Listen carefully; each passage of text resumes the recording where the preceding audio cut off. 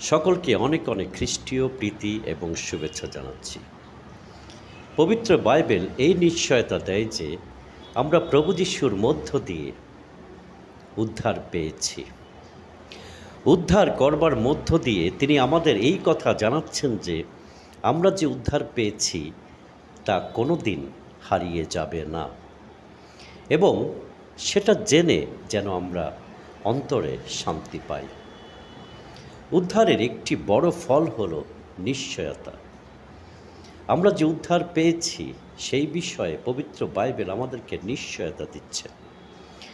আমরা দেখতে পাই ইফিসীয় 2:8-9 পদে উল্লেখ রয়েছে, ঈশ্বরের দয়ায় বিশ্বাসের মধ্য দিয়ে তোমরা পাপ থেকে উদ্ধার পেয়েছ।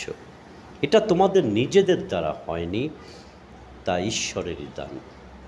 এটা কাজের ফল হিসেবে দেওয়া হয়নি, যেন কেউ গর্ব করতে না পারে।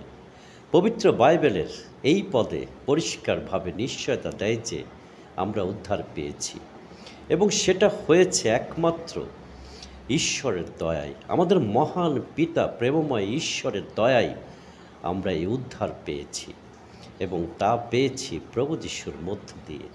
আমাদের কোনো কাজের ফল হিসাবে সেই উদ্ধার আমরা পাইনি, যেন কেউ আমরা গর্ব করতে না পারি। আমরা ধন্যবাদ দিই, আমরা প্রভুর প্রশংসা করি, আমরা মহান পিতার গৌরব করি যে তিনি আমাদেরকে ভালোবেসে তার প্রিয় পুত্র প্রভু যিশুকে পাঠিয়ে আমাদের জন্য এই উদ্ধারের নিশ্চয়তা দিয়েছেন। সকলে ভালো থাকবেন, সুস্থ থাকবেন প্রভুর আশীর্বাদে।